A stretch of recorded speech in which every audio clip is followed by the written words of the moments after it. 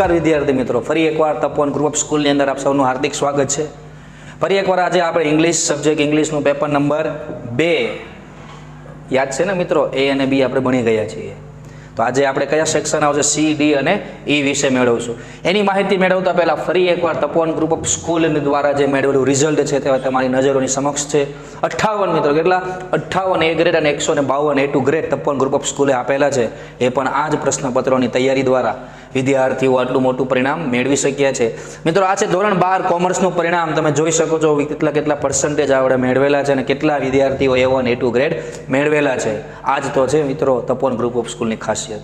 આ છે ધોરણ 12 સાયન્સનું, જેમાં 16 A1 ગ્રેડ અને 74 A2 ગ્રેડ આપણે આપેલા છે. ત્યાર પછી હવે આપણે આપણું સેક્શન શરૂઆત કરીએ. ફરી એકવાર section number C. Section C ની અંદર સૌ પ્રથમ મિત્રો આપણે આપેલું હોય છે મેથ ધ લેંગ્વેજ ફંક્શન, કે જેમાં આપણે આઈડેન્ટિફાઈ કરવાના હોય છે ફંક્શનને. અહીંયા કમ્પલસરી સવાલ લખવો જરૂરી છે. સવાલ લખી અને ત્યારબાદ આપણે તેનો આમાંથી જે જવાબ આવતો હોય તે લખવાનો હોય છે. તો સૌ પ્રથમ આપણે લખ્યું છે where did you keep your bag. છેલ્લે સરસ મજાનો એકડા જેવું આપને નિશાની દેખાય છે, એ શું કહેવાય એને? સરસ ક્વેશ્ચન ટેગ આપણે કહીએ. એટલે ક્વેશ્ચન માર્ક આવતો હોય તો ક્વેશ્ચનનું જો ચિહ્ન આવતું હોય તો આમાંથી કયો ફંક્શન આવતો હોય તો ઇન્ક્વાયરી એઝ નેચર. એટલે આમાં કયો જવાબ આવશે? એમાં inquiry as nature. Unless you apologise, જો તમે માફી નહીં માંગો, you will not be allowed to enter the class, તમને ક્લાસમાં પરમિશન નહીં મળે. કયો શબ્દ લખ્યો છે? અનલેસ, જો નહીં તો. જો આવું નહીં કરો તો આવું નહીં કરવા દઈએ. આ શું કહેવાય? શરત. શરત દર્શાવવા માટેનો ફંક્શન કયો થાય આમાં? Expressing condition. એટલે એમાં કયો જવાબ આવશે? આપણે ડી ફોર ડોગ. નેક્સ્ટ આપણે લખ્યું છે since when has Ram been training you. મિત્રો સરસ મજાનો શબ્દ કયો? સિન્સ. ભલે ક્વેશ્ચન આપેલો છે પણ એકવાર તો આવી ગયું ને આપણે ઇન્ક્વાયરી એઝ નેચર. હવે અહીંયા શું લખ્યું છે? સિન્સ. એટલે ક્યારથી. શું દર્શાવે? સિન્સ હોય ત્યારે કયો આવે? ટાઈમ તો આવે જ, પણ કયો ટાઈમ આવે એમાં? Point of time. એટલે એમાં કયો જવાબ આવશે? એ. ફરી એકવાર મિત્ર 33 નંબર આપી આ સવાલ લખી એની સામે આપણે એરો કરી ત્યાર પછી આ રીતે સી લખી અને ઇન્ક્વાયરી એઝ નેચર આ રીતે જવાબ લખવાનો થશે. ડાયરેક્ટ આપણે એબીસીડી લખતા નથી, આ રીતે આપણે જવાબ લખવા પડે. મિત્ર એકદમ સરળમાં સરળ હોય મુદ્દા તો આ ફંક્શનનો 3 માર્ક્સ આપણે રમતા રમતા એમાં મેળવી શકીએ છીએ. તો મિત્રો આ હતું આપણું આઈડેન્ટિફાઈ ફંક્શન. નેક્સ્ટ આપણે જોઈએ આના જવાબ બધા બરોબર કમ્પ્લીટ પ્રમાણે બોલાય એ પ્રમાણે છે ને, જોઈ લેજો પાછા અલગ ન થઈ ગયા ને, બરોબર. નેક્સ્ટ જોઈએ તો આપણને લખ્યું છે choose and write the appropriate response to complete the conversation. વાતચીતને પૂર્ણ કરવા માટે આપણે નીચેનામાંથી કોઈ પણ એક ઓપ્શન સિલેક્ટ કરી તેનો જવાબ આપણે લખવાનો થતો હોય છે ફંક્શનનો ઉપયોગ કરીને જ. ફરીથી 3 માર્ક્સ મિત્રો ફંક્શનના આવ્યા. તો જોઈએ એમાં મિસ્ટર પાઠક, એમાં આપણે ડેશ ડેશ ડેશ આપી દીધું છે ને અહીંયા આપણે કીધું ઇન્ક્વાયરી અબાઉટ ડ્યુરેશન. ઇન્ક્વાયરી એટલે પ્રશ્ન તો પૂછવાનો જ છે, પણ કોને લગતો? ડ્યુરેશન એટલે સમયગાળો. બાકી જો અહીંયા પણ પ્રશ્નાર્થ, અહીંયા પ્રશ્નાર્થ, અહીંયા પ્રશ્નાર્થ, અહીંયા પ્રશ્નાર્થ, પણ ડ્યુરેશન સમયગાળો. વોટ વડે સમય મળે ના, એટલે આ બે તો નીકળી જ ગયા ઓટોમેટિક વોટવાળા. વેર વડે સમય મળે, સ્થળ મળે, એટલે આ પણ નીકળી ગયું. ને હાવ લોંગ એક હોય તો હાવ લોંગ એટલે કેટલા સમયથી. હવે ગયો સમયગાળો ડ્યુરેશન, એટલે એમાં કયો જવાબ આવશે? આપણે D. How long had you been an officer. Next સવાલ છે તેમાં આપણે એવું આપ્યું છે માનુષી સિકિંગ ઇન્ફોર્મેશન. જો ફરીથી મિત્રો સિકિંગ ઇન્ફોર્મેશન, આનો જ ભાઈ થાય ને. શું ગોતવાનું? એમાં પણ આપણે પ્રશ્નાર્થ ચિહ્ન. તો હવે એમાં જો 4 પ્રશ્નાર્થ ફરીથી આપેલા છે ને, 4 આપેલા. તો નક્કી કયું થાય કયો પ્રશ્નાર્થ આવે છે? તો આપણે નીચેનો જવાબ વાંચવાનો. જવાબમાં શું લખ્યું છે આપણને? It is near Bhajipura cross road. તે ભાજીપુરા ક્રોસ રોડની બાજુમાં છે. આવું તમે ક્યારે જવાબ આપો? આની બાજુમાં છે, અહીંયા આવેલું છે, એની બાજુમાં છે. આપણે શું પૂછીએ? ક્યાં છે પૂછે ને, વેર વડે પ્રશ્ન. તો વેર વડે પ્રશ્ન કેટલા પૂછેલા છે? ઓનલી 1. કયો? Where. Where can I find a gym nearby. નજીકમાં મને જીમ ક્યાં મળશે? અહીંયા મળશે. એટલે કયો ઓપ્શન આવશે? એમાં એ. ખ્યાલ આવે છે મિત્રો? અહીંયા એકદમ સરળતાથી આપણે આમાં માર્ક્સ મેળવી શકીએ છીએ. ત્યાર પછી 3rd વન જોઈએ. એમાં એવું લખ્યું છે મધર છે ડિસ્ક્રાઇબિંગ પ્રોસેસ. ડિસ્ક્રાઇબિંગ પ્રોસેસ ક્યારે આવે? શું હોય ડિસ્ક્રાઇબિંગ પ્રોસેસમાં? યાદ કરો. શું આવે? વાક્યની શરૂઆત ક્રિયાપદથી થયેલી હોવી જોઈએ. ક્યાંથી થયેલી હોવી જોઈએ? ક્રિયાપદથી. છે કઈ આમાં ક્રિયાપદ વાળું? આ તો હાઉ મેની છે, તો હાઉ મેની ક્રિયાપદ તો કહેવાય નહીં, એટલે આ ઓપ્શન પણ આપણો ગયો. પછી લખ્યું તો આપણને ફર્સ્ટ બોઇલ ધેમ, પહેલાં એને બરોબર બોઇલ કરો અને પછી એને બરોબર એક્સેટ્રા કરો અને કીધું દડો પીલો વગેરે. એટલે આ ઓપ્શન આવી શકે. આ તો આવશે જ નહીં, પ્રશ્નાર્થ વાળો થયો નીકળી ગયો.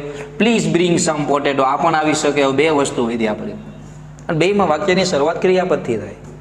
તો કયો ઓપ્શન લાગશે? તો જો પોટેટો સાથે શું કરવું જોઈએ એવું આપણને કીધું છે.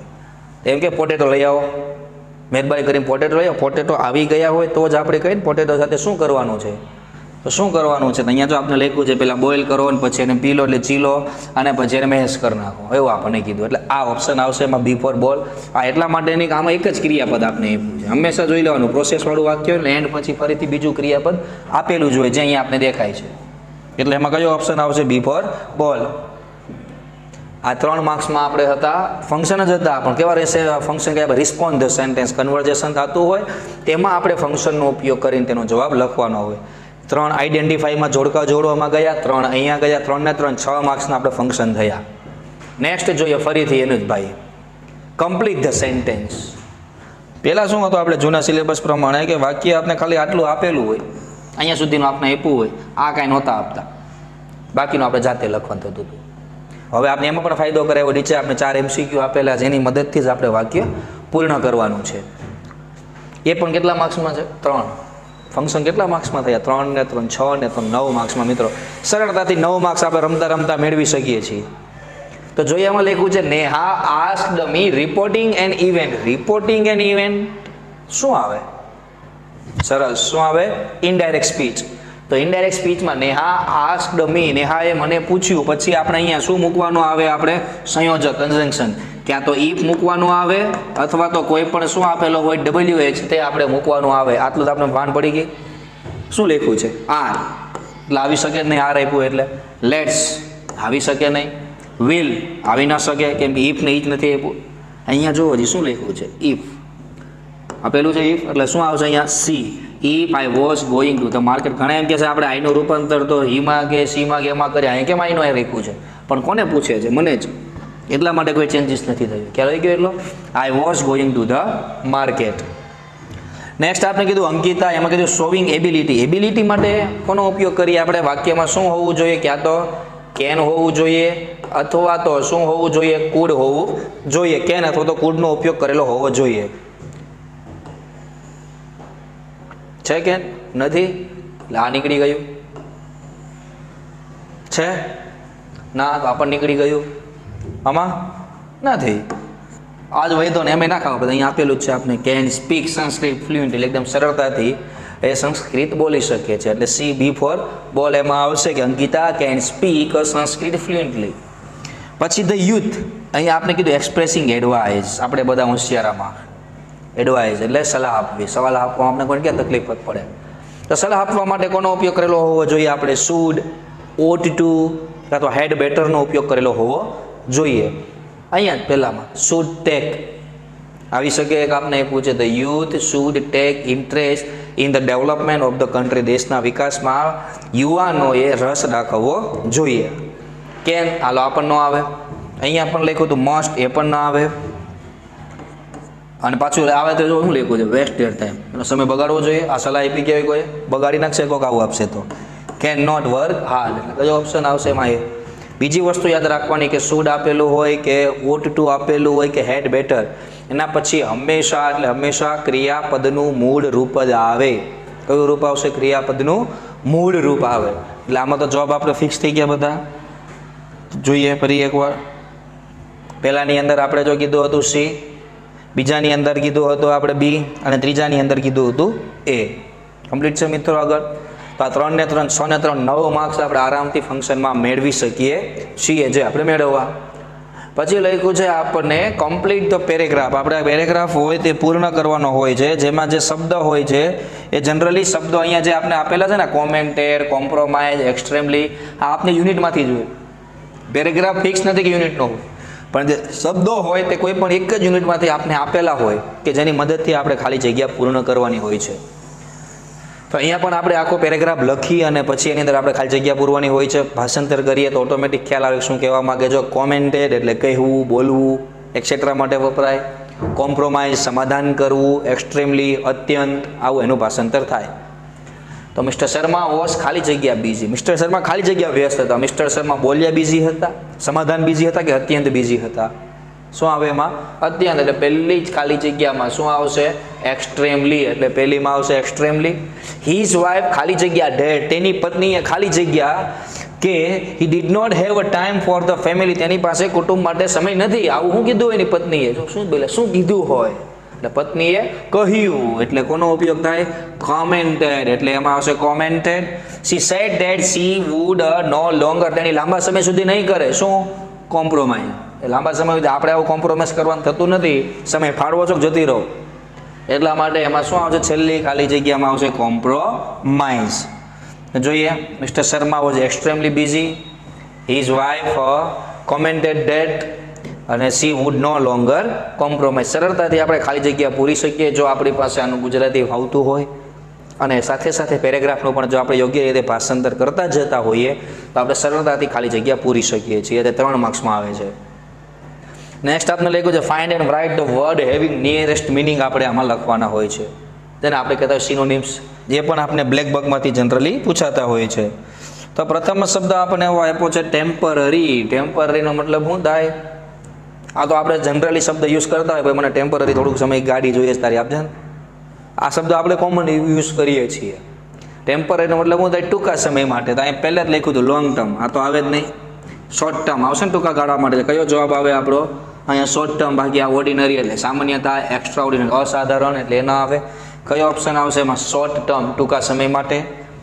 એક્સપ્લોર એટલે શોધ કરવી, ક્રિયાપદ તરીકે હોય. જો સર્ચ એટલે શોધવું થાય ને ક્રિયાપદ, એટલે એમાં કયો ઓપ્શન આવશે? સર્ચ. હવે ઇન્વેન્ટ નો આવે, પછી ડિસ્કવરી નો આવે, અને રિસર્ચ ના આવે, એટલે કયો આવશે એમાં? સર્ચ, શોધવું. પછી કીધું હતું આપણે ફેથફુલ, વિશ્વાસુ. ફેથફુલ, વિશ્વાસુ માટે કયો શબ્દ આવે આમાં? કે લોયલ. લોયલનો મતલબ થાય ને વિશ્વાસ. એ પાવરફુલ એટલે શક્તિશાળી, બીટ્રે દગો દેવો, વિધાઉટ ટ્રસ્ટ એ તો સ્વાભાવિક છે, ના આવે. એટલે કયો આવશે એમાં? લોયલ. તો આ હતા નિયરેસ્ટ મિનિંગ જે જનરલી આપણે બ્લેક બકમાંથી પૂછાતા હોય છે. નેક્સ્ટ આપણને એવું આપેલું હોય છે અહીંયાથી સેક્શન ડી. તે સેક્શન સી આપણે પૂર્ણ કર્યો. હવે જોઈએ સેક્શન ડી ની અંદર સૌ પ્રથમ આપણે આપેલું તો આહા સરસ મજાનો પોઈન્ટ કયો? Indirect speech only for 2 marks. હવે જે પહેલાં જે પૂછાતી હતી એમાં જો આવું પૂછાય તો એટલા માટે મજા આવતી હતી કે આખો પેરેગ્રાફ જાતે લખવાનો થતો હતો અમને. હવે તમને એટલા માટે મજા આવે છે કેમ કે હવે તમને નીચે જવાબ આપી જ દીધેલા. ફક્ત શું આપણે પૂરવાની થતી હોય છે? ખાલી જગ્યા થતી હોય છે ને, ખાલી જગ્યા પૂરવાની. તેના માટેનું જો અહીંયા આપી દીધું તો અહીંયા તમને ખાલી જગ્યા આપી હતી, આંડ ખાલી જગ્યા ટોમ એવું આપેલું છે. તો વાક્યમાં શું પૂછેલો છે આપણને? પ્રશ્ન પૂછ્યો હોય તો રિપોર્ટ બરોબર. અહીંયા રિપોર્ટિંગ વર્બ તરીકે આપણે શું લખવાનું થાય? આસ્ક્ડ. એટલે પહેલી ખાલી જગ્યામાં આવે આસ્ક્ડ. પછી હેવ વડે WH માં ન આવે એટલે બે વાક્યને જોડવા કોનો ઉપયોગ થાય? આપણે ઇફ. પછી જે ટોમ હોય ટોમે યુ કોના માટે વાપરેલું હોય? કે આંટ માટે. એટલા માટે સેડ આંટે કહ્યું હતું. આંટે યુ કોના માટે વાપર્યું હોય? ટોમ માટે. ટોમ પુરુષ છે એટલે યુનું રૂપાંતર હીમાં થાય, અને હેવ હેડ રૂપાંતર હેડમાં થાય. એટલે બીજી ખાલી જગ્યામાં આવશે હી હેડ. ત્રીજી ખાલી જગ્યામાં એ ટોમ છે એનો જવાબ આપે છે એટલા માટે રિપ્લાયડ. અને લાસ્ટ ખાલી જગ્યાની અંદર ઇટ વીઝ આપ્યું હતું. એમીઝ આર શેમાં આપણે ફેરવીએ? વોઝ વરમાં. તો ઇટની સાથે હોઝ આવે એટલે અહીંયા આવશે હોઝ. ફક્ત આ 4 ખાલી જગ્યા પૂરો અને 2 માર્ક્સ લઈ જાઓ. એકદમ સરળતાથી આપણે માર્ક્સ હવે પહેલાં મેળવવા આગ્રહ હતા. હવે ઇનડાયરેક્ટ સ્પીચમાં આપણે સરળતાથી 2 માર્ક્સ મેળવી શકીએ છીએ. નેક્સ્ટ આપણે સેક્શન ડીમાં લખ્યું છે જોઈન ધ સેન્ટેન્સ.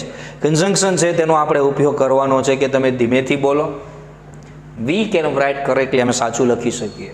ધીમેથી બોલો કે જેથી હેતુ દર્શાવીએ છીએ. હેતુ દર્શાવતા હોય એટલે આપણે કોનો ઉપયોગ કરવાનો થાય? સો ડેટ. જ્યારે પણ હેતુ આવે ત્યારે કોનો ઉપયોગ થાય? સો ડેટ. બીજું યાદ રાખવાનું, સો ડેટ પછી અહીંયા હંમેશા સર્વનામ અને કેન અથવા તો કુડ હોવું જોઈએ જ, તો જ આપણે સો ડેટનો ઉપયોગ કરીએ. પછી લખ્યું હતું ફાધર ઇઝ એંગ્રી. પિતા ગુસ્સે હતા. Jatin came home late. Jatin મોડો ઘરે આવ્યો. ગુજરાતી શું કરીએ આપણે? પિતાજી ગુસ્સે હતા. સો ડેટ આવે પહેલાં તો છે કેન કેવું કાંઈ નહીં, એટલે આ તો નીકળી ગયું.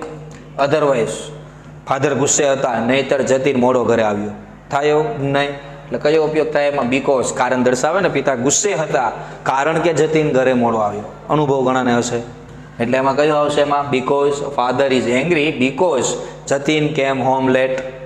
49 નંબરમાં લખ્યું હતું આઈ નો ધ બોય, હું એ છોકરાને જાણું છું. હી લિવ્સ નિયર યોર હાઉસ, તે તમારા ઘરની બાજુમાં જ રહે છે. શું કરી આપ, હું એ છોકરાને જાણું છું કે જે તમારી બાજુમાં જ રહે છે. કે જે કોનો ઉપયોગ થાય? કે જે માટે હુનો. અને એમ પણ સમજ ન પડે તો આ વાક્યમાં કોની વિશે વાત થાય છે મિત્રો? અત્યારે બોય થાય છે ને. બોય માટે બીજા વાક્યમાં શું વાપર્યું છે? હી. તો ત્યારે આપણે કોનો ઉપયોગ કરીએ છીએ? હુનો. પણ જ્યારે અહીંયા હુનો ઉપયોગ કરીએ ત્યારે આ વાક્યમાં તો આપણે કોને દૂર કરવાનું થાય? હી. એટલે શું વાક્ય બનશે આખું આપણું એવું? I know the boy who lives near your house. કેમ કે હુની વાક્ય રચના પ્રમાણે પહેલા માનવનું નામ આવી ગયું હતું બોય, અને એના પછી ડાયરેક્ટ ક્રિયાપદ તો ટુ બી આવવું જોઈએ પણ આવે છે. એટલે કોનો ઉપયોગ થાય એમાં? હુ. તેના જવાબ એક પછી એક જોઈ લઈએ. સો ધેટ, બીકોઝ અને હુ.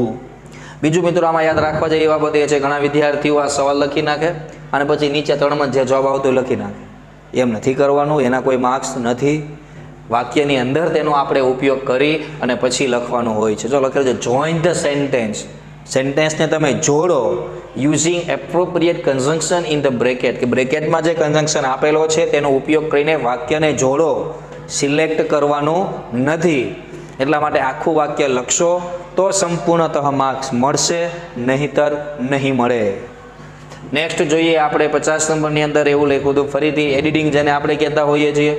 આની ઉપરથી જ આપણે ખાલી જગ્યા પૂરવાની આવે છે. તો એની અંદર પહેલા એડિટિંગમાં શું હતું? આપણે કોઈ પણ અંડરલાઈન આપેલી હોય ને વાક્ય આપણે બનાવતા હતા, પરંતુ હવે થોડુંક ઇઝી કરી દીધું છે આપણા માટે કે 3 માર્ક્સની અંદર આવી 3 ખાલી જગ્યા આપે છે, કે જેની ઉપયોગ દ્વારા આપણે ખાલી જગ્યા પૂરવાની હોય છે વાક્યને સમજીને. તો પહેલા લખ્યું હતું વી, કે અમે ખાલી જગ્યા શિમલા લાસ્ટ યર. હવે જે આપ્યું હોય તે અહીંયા શું લખ્યું છે? લાસ્ટ યર એટલે ગયા વર્ષે કયો કાળ થાય? ગયું વર્ષ. કયો કાળ થાય? ભૂતકાળ. આ ભૂતકાળનું રૂપ છે, ચાલુ કાળ કહેવાય. એ પણ ના આવે. આ ભવિષ્યકાળ. આ આવશે ને આપણે ભૂતકાળ. એટલે પહેલી જ ખાલી જગ્યામાં શું આવશે? એમાં વિઝિટેડ. શું આવશે એમાં? વિઝિટેડ. કે અમે ગયા વખતે શિમલાની મુલાકાત લીધી. It was my first visit. કોઈ પણ વસ્તુની તરફની, સ્થળ તરફની તમે વાત કરતા હોય ત્યારે હંમેશા કોનો ઉપયોગ થાય? To. It was my first visit to a hill station. કે ને શાળાએ જાઉં છું. ક્યાં જાઉં છે? શાળાએ. આઈ ગો ટુ સ્કૂલ બોલીએ આપણે. એટલા માટે કોઈ પણ સ્થળ તરફની વાત થતી હોય ત્યારે ટુ લખાય. It was my first visit to a hill station. તે હિલ સ્ટેશનની મારી પહેલી મુલાકાત હતી. ખાલી જગ્યા beautiful snow covered mountain looks. કે કેવા સરસ પર્વતો બરફથી ઢંકાયેલા લાગતા હતા. તો અહીંયા નિશાની આપણે આપેલી છે ઉદ્ગાર. આ ભાઈ તો જતા રહ્યા. હવે હાવ અને વોટ બંને ઉદ્ગારમાં આવે, બંને શરૂઆતમાં આવે. કયું મૂકવું? તો કે મિત્રો વોટ આપેલું હોય તો વોટ પછી હંમેશા આપણને આર્ટિકલ આપેલો હોવો જોઈએ. એ અથવા તો એન આપેલું હોય અને પછી આપણે વિશેષણ આપે. અને જો હાવ આપેલું હોય તો પહેલાં હાવ આવે અને પછી સીધું વિશેષણ આવતું હોય. બેમાં આટલો ડિફરન્સ. તો અહીંયા ખાલી જગ્યા પછી જુઓ સીધું શું આપી દીધું છે? બ્યુટીફુલ વિશેષણ. આપ્યું છે એન નહીં, તો એમાં કયો જવાબ આવતો હોય? આપણે હાવ. કયો જવાબ આવે? હાવ. કેમ કે હાવ પછી જ ડાયરેક્ટ વિશેષણ આવે સીધું. એટલે તો જોઈએ એના જવાબમાં જો વિઝિટેડ, ટુ અને હાવ. પછી આપણે લખ્યું છે કે ડુ એચ ડાયરેક્ટ 4 માર્ક્સમાં, જેમાં આપણે 2 પેરેગ્રાફ પૂછાતા હોય છે અલગ અલગ પ્રકારના. જેમાં પહેલા પેરેગ્રાફમાં સવાલ, આનું ખાસ સમજવું જરૂરી, કયા પેરેગ્રાફમાં શું કરવાનું કીધું છે એ સૂચનામાં નહીં આપ્યું હોય, નીચે આવું સ્ટાર્ટ લાઈક ધીસ આપ્યું હોય, તેની દ્વારા આપણે સમજવાનું હોય કે અહીંયા શું કહેવા માગે છે. તો પહેલાં લખ્યું તો Shreyansh took the injured woman two the hospital. પેલું વાક્ય આપ્યું છે અને નીચે એવું કીધું સ્ટાર્ટ લાઈક ધીસ. આવી રીતે તમારે ચાલુ કરવાનું છે. The injured woman was taken. શું કરવાનું છે? ટુ ક્રિયાપદ, બાજુમાં ઇન્જર્ડ વુમન કર્મ લીધેલું છે આપણે આગળ. V2 છે તો વોઝ અને V3 શેમાં ફેરવવાનું થાય? આ ઓબ્જેક્ટ પ્લસ આપણે આપ્યું હતું ટુ બી અને પ્લસ આપેલું છે V3. શેમાં ચેન્જીસ કરવાનું છે આપણે? પેસિવ વોઇસમાં. તો એક તો આપણે આપેલી દીધું છે એટલે the injured woman was taken to the hospital by Shreyansh. લખી શકીએ આપણે સરળતાથી આ જવાબ. He admitted her to the emergency ward. એને ઇમરજન્સી વોર્ડમાં દાખલ કરવામાં આવી. કોને? તેણીને. એટલે શું શબ્દ થયું એમાં? હર. તો હર શું કહેવાય આપણા માટે? કર્મ. તો હરને ક્યાં લેવું પડે? આગળ. તો હર આગળ આવે તો હર શેમાં ફેરવાઈ જાય? સી. ફરીથી એડમિટેડ V2 આપ્યું છે તો વોઝ એડમિટેડનું V3 એડમિટેડ એટલે she was admitted to the emergency ward by he પાછળ જાય તો હી શેમાં ફેરવાઈ જાય? હિમમાં. એટલે ત્યાં આવશે બાય હિમ. બીજું બની શકે કે ભાઈ તમે આમે લખી શકો she was admitted by him to the emergency ward. એટલે અન્ય શબ્દ હોય તે આપણે બાય પછી પણ લખીએ કંઈ ખોટું પડતું નથી.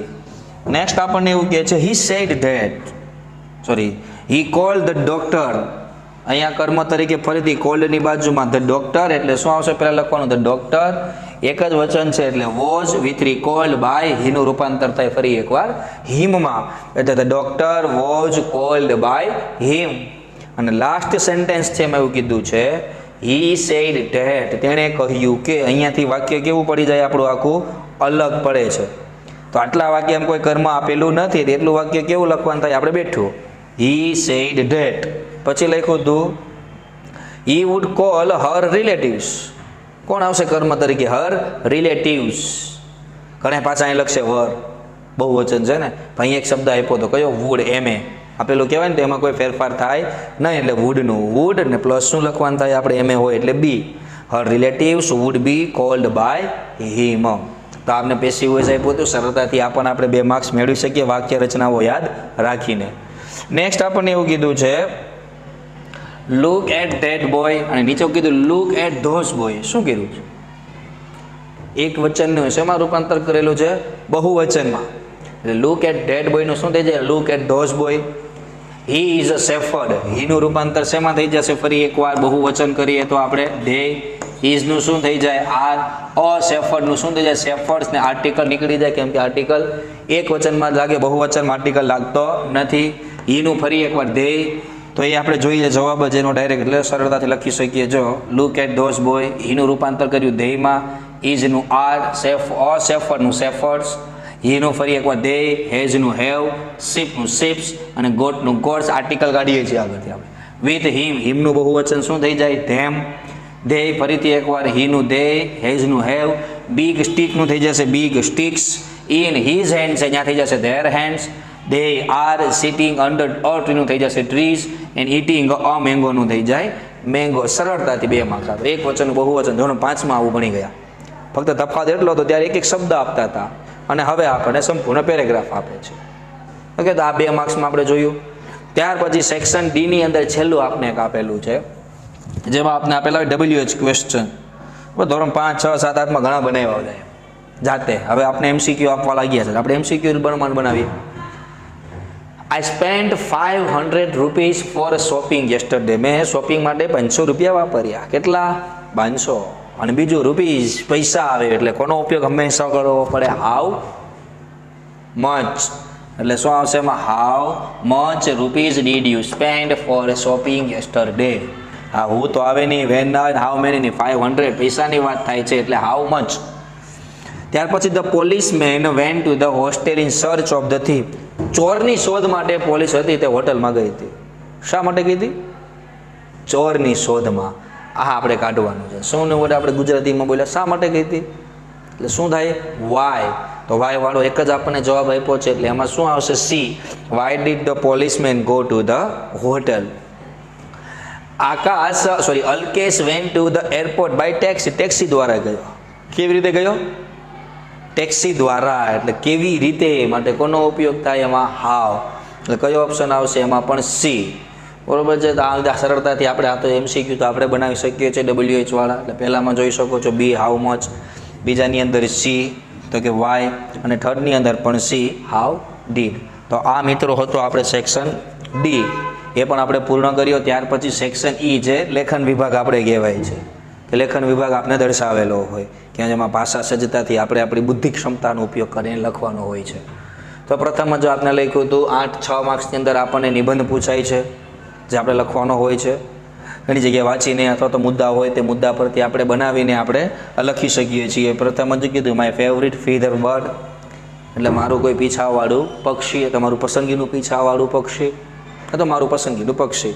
આપણા પક્ષી વિશે લખવાનું, ટાઈપ ઓફ બર્ડ્સ, પેલા પક્ષીઓના કેટલા પ્રકારો હોય એ કહેવાનું, એમાંથી આપણું ફેવરિટ કયું છે, એનું નામ શું છે, કઈ જગ્યાએ રહે છે, એની આદતો શું છે, સાથે સાથે એનું સ્પેશિયલ કોઈ લક્ષણ છે કે જેના કારણે આપણે ગમે છે, પછી કયા પ્રકારનો ખોરાક ખાય છે, તેનો શેપ, સાઇઝ, ઉપયોગિતા, એનો રંગ કેવો છે, શા માટે આપણને પસંદ આવે છે તેનું કારણ આપણે આપી શકીએ, પછી કઈ જગ્યાએ આપણે એને બેઠેલા જોયું હતું તો કયા કયા સ્થળોએ જોવા મળે છે, તે આપણી લાગણી કેવી હોય ને જોઈએ ત્યારે કેવું અંદરથી ફિલિંગ થાય છે, એક્સેટ્રા વસ્તુ આપણે લખવાની હોય છે. તેમાં જાતે પણ બનાવી શકીએ, પરંતુ સેન્ટેન્સ પેટર્ન આપણી યોગ્ય હોવી જોઈએ, તો વાંચેલો હોય તે પણ આપણે લખી શકીએ. તો જો આમાં કીધું છે કે ઘણા બધા પક્ષીઓ આપણી આસપાસ હોય છે, પરંતુ સૌથી પસંદગીનું મારું મોર છે, કે મોર છે તે આપણું રાષ્ટ્રીય પક્ષી છે, તે ખૂબ જ સુંદર પક્ષી છે.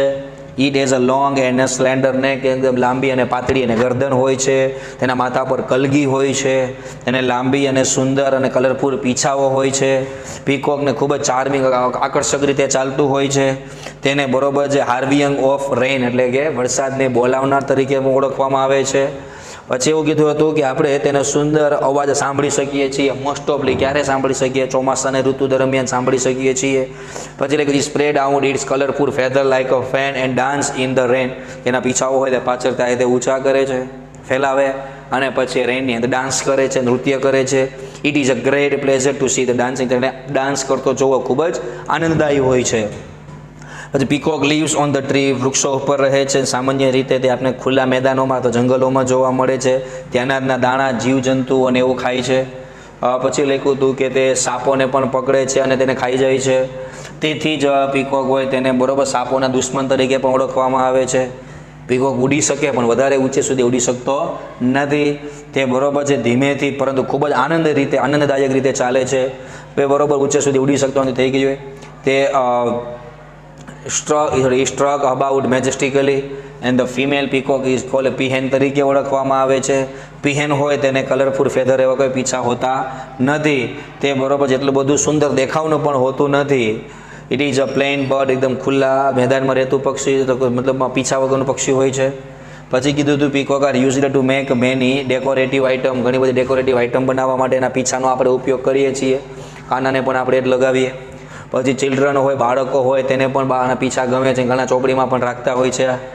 પછી એવું લખ્યું હતું it also sad that lord Krishna war crown made of peacock feather, કે બરોબર પીછાવાળો જ અથવા મોરપીંછવાળો જે મુકુટ હતા એ પણ એ પહેરતા હતા. અને પછી we can see the peacock in a zoo too. આપણે એને પ્રાણી સંગ્રહાલયમાં પણ જોઈ શકીએ છીએ. તો આમ પ્રાણી આની વિશે આપણે લખી શકીએ. દિવાળી સેલિબ્રેશનનો આપણી રીતે આપણે નિબંધ લખી શકીએ કે અવર દિવાળી સેલિબ્રેશન, આપણું દિવાળીનું સેલિબ્રેશન કેવું હતું. બે રીતે લખી શકાય. એક તો આપણે કેવું કરશું અથવા તો કેવું કર્યું હતું, એટલે કે આ તો વર્તમાન ભૂતકાળ અથવા ભવિષ્યકાળ દર્શાવી આપણે દિવાળીનું સેલિબ્રેશન વિશે આપણી જાતે આ નિબંધ લખી શકીએ છીએ. પછી રોબોટ ઓફ માય ડ્રીમ, મારા સ્વપ્નનો રોબોટ, કે આપણે યુનિટ નંબર 2 ને આધારે જ છે આ, તેમાં આધારે આપણે લખી શકીએ. બરોબર છે, શા માટે બનાવતા હતા અને એક્સેટ્રા વસ્તુ જો લખી છે કે આપણે હંમેશા ટેકનોલોજીમાં રસ રહ્યો છે. ટેકનોલોજીએ જ આપણું જીવન એકદમ સરળ અને સાદું કરી નાખ્યું છે. હું વારંવાર રોબોટ વિશે વિચારું છું કે જે મને મારા વર્કની અંદર મદદરૂપ થઈ શકે. મારા સ્વપ્નનો રોબોટ, એનું નામ પોતે શું આપશે? મિત્ર. કે જે મિત્ર છે એ મેટાલિક બ્લુ કલરનો બનેલો છે, રામસિંગની જેમ જ લખેલું છે અહીંયા, કે તેને એવા હાથ હશે કે જે ઓછામાં ઓછા 2 ફૂટ જેટલા લાંબા થઈ શકશે. એને એ રીતે પ્રોગ્રામ કરવામાં આવશે કે જે ઘરકામ કરી શકશે, જેવા કે જો સાફ સફાઈ કરવી, પોતા કરવા, રસોઈ કરવી, કપડાં ધોવા, ઇસ્ત્રી કરવી, ઇલેક્ટ્રિક સાધનોને રિપેર કરવા, એક્સેટ્રા. ટૂંકમાં જે મિત્ર છે એ મારો બેસ્ટ ફ્રેન્ડ હશે એવું આપણે લખી શકીએ. I would not have any to depend on any outsider for my any work. મારે કોઈ પણ કાર્ય માટે બીજા બહારના વ્યક્તિ પર આધારિત નહીં રહેવું પડે. એક્સેટ્રા વસ્તુઓ છે તે આપણે રોબોટ વિશે અહીંયા લખી શકીએ તમારી જાતે, એક્સેટ્રા. ત્યાર પછી લખ્યું હતું write an email to your friend giving him information about your successful participation in the science fair at national level. કે રાષ્ટ્રીય સ્તરે તમે સાયન્સ ફેરમાં ભાગ લીધો હતો તેની માહિતી આપતો અથવા તેની જાણ કરતો ઈમેલ આપણે આપણા મિત્રને મોકલવાનો છે. નામ કેવું આપેલું ન હોય તો આપણી જાતે નામ લખી શકીએ છીએ. ફ્રોમ એટલે લખનાર, એટલે ટુ એટલે જેને લખતા હોઈએ તે, અને સબ્જેક્ટ. શેને વિશે સબ્જેક્ટ છે? Informing about participation in national level science fair, કે આપણે રાષ્ટ્રીય સ્તરના સાયન્સ ફેરમાં ભાગ લીધો હતો તેના વિશેની જાણ કરતો ઈમેલ. એને લખેલો તો આપણે નીરવને લખેલો છે ભાઈ તું કેમ છે, મજામાં છું, મને આશા છે કે બરોબર છે, તું સારો જ હશે. આપણે જવાબ આપ્યો હતો. ગયા અઠવાડિયે જ મેં સાયન્સ ફેરમાં બરોબર પાર્ટિસિપેશન કરેલું હતું. એ ખૂબ જ મને સારો અનુભવ થયો અને ઘણું બધું મને શીખવા પણ મળ્યું કે મેં અને મારા જે સહધ્યાયીઓ ક્લાસમેટ હતા તેને સાથે મળીને 3જો નંબર પણ આપણે એવોર્ડનો મળેલો છે આપણા પ્રોજેક્ટ પર. પ્રોજેક્ટનું નામ હતું innovative ways for water conservation, પાણીના સંગ્રહ કરવા માટેની એક રચનાત્મક પદ્ધતિઓ વિશે આપણે આપ્યું હતું. પછી એમ કીધું તમને ગવર્મેન્ટનું સર્ટિફિકેટ પણ મળેલું છે ચીફ ગેસ્ટ તરીકે, બરોબર છે. કોઈક હતું એનું નામ આપણે એક્સેટ્રા લખી શકીએ કે એન શર્મા, જે આપને આપ્યું છે એક જાણીતા વૈજ્ઞાનિક હતા. I will send you picture, કે હું તને કેટલાક પિક્ચર પણ મોકલી આપીશ એન્ડ યોર લવિંગલી નીરવ. પછી આની ફરતે આપણે ટેબલ તૈયાર કરવાનું હોય છે. ફરીથી આપણે બીજો જે કેવી રીતે ઈમેલ આપેલો છે જેમાં કથન છે તે દીપને લખે છે, એનું ઈમેલ એડ્રેસ પણ જો આપણે આપી દીધું છે. શેના વિશે લખે છે? પ્રિપેરેશન ફોર ધ HSC અથવા તો બોર્ડ એક્ઝામિનેશનની વિશે આપણે લખવામાં આપ્યું હતું. તો ફ્રોમ લખી શકીએ, ટુ સબ્જેક્ટ લખવાનો હોય છે અને ત્યાર પછી કેવી તૈયારી કરી તેની વિશે આપણી જાતે પણ આપણે લખી શકીએ છીએ કે શેની વિશે આપણે લખવા માગીએ છીએ. પછી describe the picture in about 50 words, કે આપણે પિક્ચર આપેલું છે એની વિશે આપણે લખવાનું છે. શેનું પિક્ચર દેખાય છે? પહેલાં તો નદી કાંઠાનું અથવા તો ખેતરનું. જો લખ્યું this is a picture of farm છે, બહુ મોટું ફાર્મ છે. There is a house on the farm, ફાર્મમાં જો કેટલા ઘરો પણ છે, ત્યાંના મેની બિગ ટ્રીઝ, ઘણા ઊંચા વૃક્ષો પણ છે. There is an old banyan tree, એક જૂનું બનિયાન ટ્રી પણ આવેલું છે. પછી there is a well to right of the house, ઘરની બાજુમાં તળાવ જેવું પણ આપણે આપ્યું છે. એક સ્ત્રી છે તે પાણી ભરીને જઈ રહી છે. પછી બે બરોબર છે અમુક પોટ હાથમાં જોઈ શકો છો કે ઘડા કેવું લઈને જાય છે. અનધર વુમન છે પણ એ લઈને જઈ રહી છે. એક્સેટ્રા વસ્તુ, એક છોકરોને પતંગે ઉડાડી રહ્યા છે. મતલબ કે અહીંયા આપણે જે પિક્ચર દેખાતું હોય તેની વિશે આપણે 8 થી 10 વાક્ય લખી શકીએ. બધાના સેમ ન હોઈ શકે, આપણે આપણી જાતે પણ બનાવી શકીએ સરળતાથી. તેમાં તે કરતા ન હોય તો ધેર ઇઝ કે ધેર આરનો ઉપયોગ પણ આપણે કરી શકીએ. આ સરળતાથી આપણે લખી શકતા હોઈએ ભાષા સજ્જતા હોય એટલે. આમ આપણે સેક્શન ઈ પણ પૂર્ણ કર્યો. ફરી એકવાર મિત્રો આપ સૌનો ખૂબ ખૂબ આભાર કે તમે આપણો સંપૂર્ણ વિડીયો જોયો. તો ફરી એકવાર મિત્રો અહીંયા આપણે આ પેપર 2 ને અહીંયા આપણે પૂર્ણ જાહેર કરીએ છીએ. ફરી મળશું. બસ, જય હિન્દ.